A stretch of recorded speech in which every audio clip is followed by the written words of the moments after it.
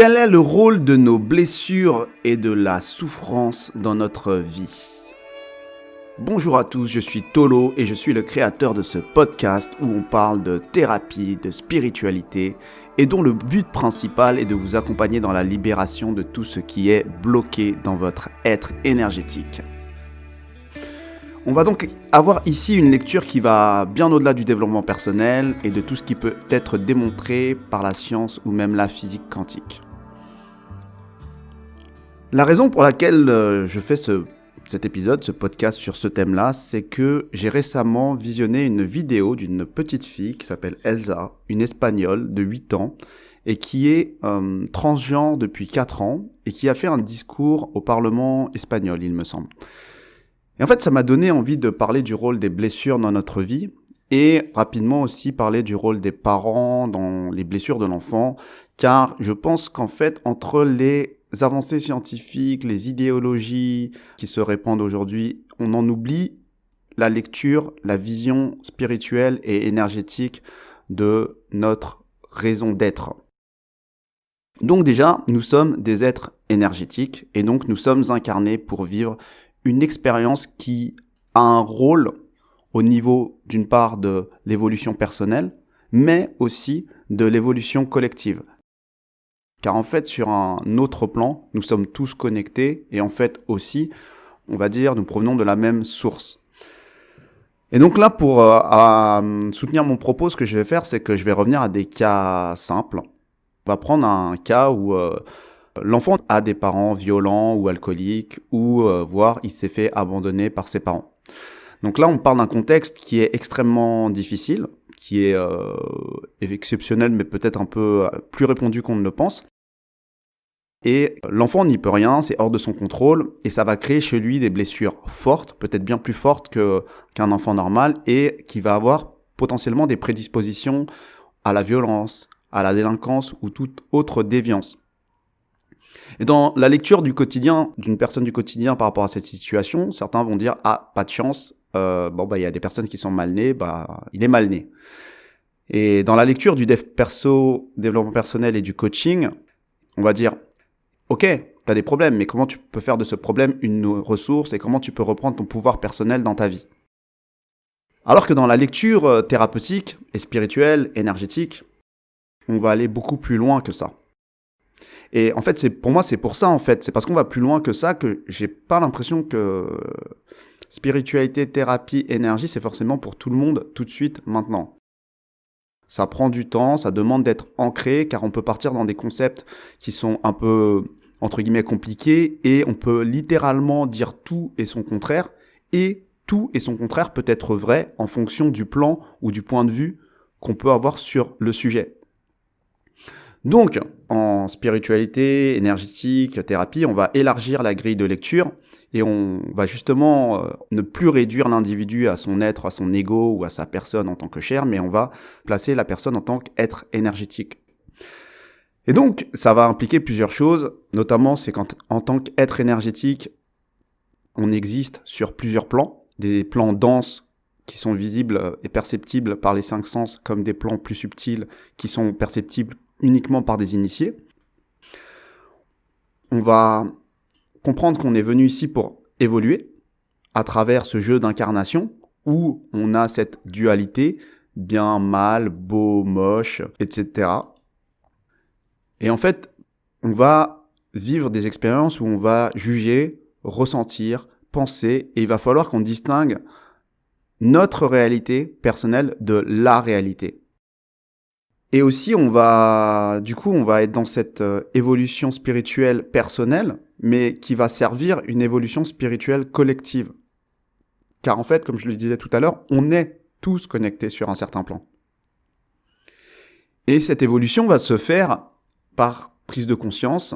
Et comment on sait on a fait la prise de conscience, c'est qu'en fait, ce qui était de l'ordre de l'obstacle initialement ne devient plus un obstacle. C'est un fait qu'on transcende. Et enfin, en tant qu'être énergétique, le dernier point, c'est que on ne connaît pas forcément tous les tenants et aboutissants des règles universelles parce que nous sommes que des êtres humains qui avons une compréhension de l'univers qui est limitée par rapport au plan que l'on peut percevoir. Et du coup, ce qu'on doit garder en tête simplement, c'est que même si on ne comprend pas tout, tout est juste, tout est organisé de manière juste. Et donc, par rapport à toutes ces nouvelles dimensions, ces nouveaux présupposés qu'apporte la spiritualité, l'énergétique, la notion de blessure, de souffrance et d'obstacle prend une toute autre signification, une toute autre dimension. En fait, ça devient des expériences pour qu'on découvre en miroir ce qui est bloqué dans notre être énergétique et du coup qu'on les associe plutôt à des opportunités pour évoluer. Et donc l'enfant qui atterrit dans une famille difficile, déjà il faut comprendre qu'elle vit une expérience qui est juste, sur un plan qu'on n'arrive pas forcément à comprendre. Et peut-être qu'en fait cet enfant doit prendre conscience d'une notion qu'elle n'a pas intégrée dans son être énergétique. Et la vie, en fait, lui fait vivre cette difficulté, non pas pour qu'elle reproduise un schéma de violence ou d'abandon, mais justement pour qu'elle le dépasse. Et elle va devoir prendre conscience de cette violence ou de cet abandon. Peut-être qu'elle va passer par plusieurs phases, en vouloir au monde entier, en vouloir à ses parents, peut-être tomber dans la violence. Et tant qu'elle sera dans cette énergie négative, elle se sentira mal. Et quand elle se sentira mal, ce sera le meilleur indicateur pour elle pour lui indiquer que l'énergie est toujours bloquée et que le sujet n'a pas été transcendé. Jusqu'au jour où elle comprenne que pour se sentir bien, il faut qu'elle lâche et qu'elle libère cette énergie qui est bloquée, peut-être en posant un regard différent sur son histoire et peut-être en entreprenant un cheminement personnel et spirituel. Et ça va l'amener peut-être à sortir de la culpabilité envers elle-même et envers ses parents, peut-être en les aimant, en les pardonnant, mais surtout en comprenant ils ont été les meilleurs acteurs, les meilleurs enseignants pour lui apprendre une certaine empathie envers des personnes qui souffrent de violence et qu'elle n'avait probablement pas bien intégrées avant son incarnation. Et donc la spiritualité vient apporter cette conscience de ce qu'il se joue au-delà de notre incarnation. Car nous portons en fait, en vérité, toutes les énergies de toutes nos incarnations. Et donc ce que je viens de décrire, c'est vrai pour cette situation un peu extrême, mais c'est aussi vrai pour un complexe, juste un complexe physique. Par exemple, j'ai un gros nez, ou j'ai un petit nez, ou j'ai un nez crochu que je ne supporte pas, et je me sens mal parce que j'ai l'impression que tout le monde ne voit que ça. J'ai vécu des moqueries durant toute mon enfance, ça a été un véritable cauchemar. J'ai dû changer d'école. Un jour, adolescent ou adulte, je décide de faire une chirurgie esthétique. Donc ça, c'est un cas qui est assez connu, répandu, parce qu'il y a énormément de chirurgies esthétiques qui se répandent aujourd'hui. Et en fait, parfois la vie sera meilleure après la chirurgie, mais souvent, ce qu'on se rend compte, c'est que ça n'a pas tant arrangé le problème de la personne, qui se situait sur un autre plan, et pas forcément sur le plan physique. En fait, parce que si on t'a donné ce physique-là, ou une partie de ton corps qui t'est dérangeante, avec lequel tu ne te sens pas en accord, ou tu ne te sens pas aligné, c'est peut-être parce que tu devais transcender quelque chose par un travail personnel et non pas par une intervention chirurgicale. Parce que l'intervention chirurgicale, elle va venir modifier le problème sur le plan physique, alors que ton cheminement personnel et spirituel sur un sujet particulier va venir impacter tous les plans de ton être. Et donc sur ces plans, tu es venu travailler d'autres choses, peut-être bien plus profondes que ce problème du regard des autres, mais peut-être l'acceptation de soi, s'aimer tel qu'on est, montrer aux autres qu'on peut transcender le regard des autres, justement, comprendre que tout est perception. Et du coup, une personne qui se sent mal dans son corps ou dans sa vie, aujourd'hui, dans ce monde d'aujourd'hui, avec les idéologies d'aujourd'hui, en fait, c'est une opportunité business. Mais si on revient à l'essence de ce que nous sommes, donc à l'énergie et à la spiritualité, c'est simplement un signe d'évolution et une opportunité pour évoluer. Et donc, il faut un peu sortir de ce conditionnement où ici, dans notre société du bien-être, le mot d'ordre, c'est de se sentir bien tout de suite, maintenant, et que se sentir bien a un prix, et ce prix-là, il se paye, d'ailleurs, dans tous les sens du terme, et qu'on n'a pas ce cheminement personnel et spirituel à faire. Donc on va payer des chirurgies, on va fuir des situations, on va payer les autres pour qu'ils fassent ce qu'on doit en fait transcender, alors que la souffrance, bien évidemment qu'elle fait partie du chemin. Car c'est simplement le signe d'une énergie qui est bloquée et qu'on doit transcender personnellement. Mais bien sûr qu'on ne va pas le transcender tout seul, on va être accompagné, et heureusement, mais le travail doit émerger de nous, doit se faire à notre initiative, et le thérapeute, il est là pour accompagner, il vient peut-être nous présenter des enseignements, ou des pistes, ou des façons de voir les choses, mais on choisira ce qui résonne en nous, et on conscientisera en temps et en heure ce qui est bon pour nous. Donc moi, quand je vois un enfant de 4 ans, qui change de sexe, puisqu'il a changé de sexe, il a commencé en tout cas sa transformation à 4 ans. Aujourd'hui, elle en a 8, pardon. Probablement, en fait, qu'elle se sentait mal dans sa peau, et c'est OK, et probablement que les parents l'ont senti.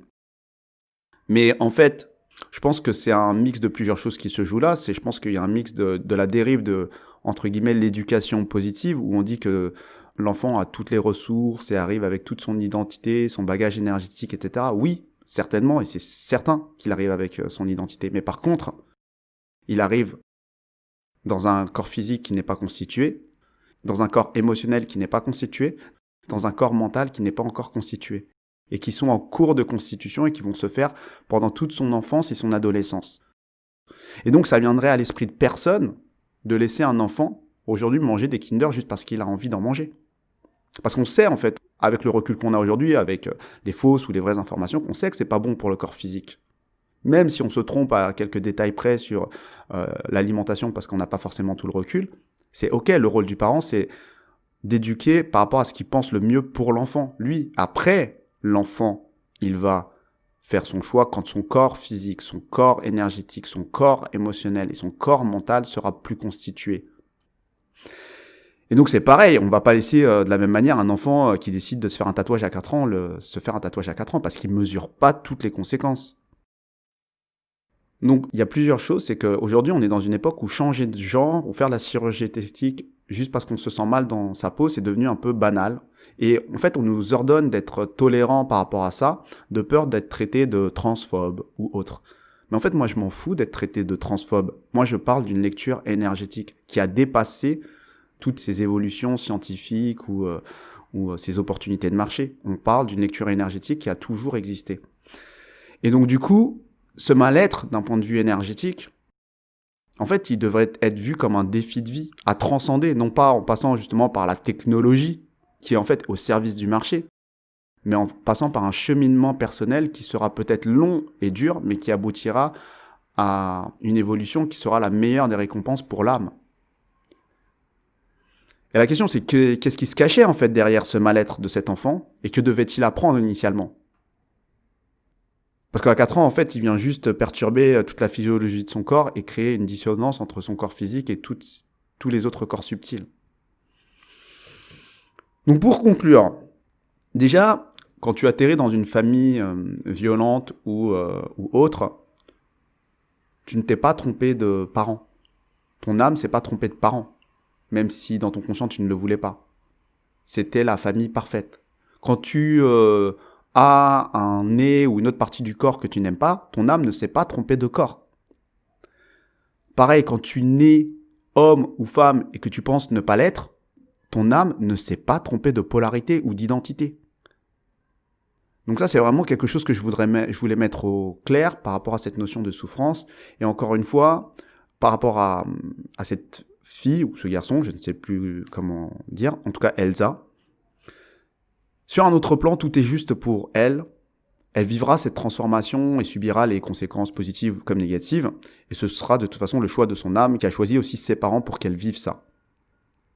De toute façon, si elle ne libère pas l'énergie qui est bloquée sur ce sujet là, en tout cas c'est un sujet d'identité, eh bien elle devra le libérer plus tard, peut-être de manière plus violente, peut-être pas, et jusqu'à temps qu'elle en prenne conscience. Et ce sera OK pour elle ou pour lui.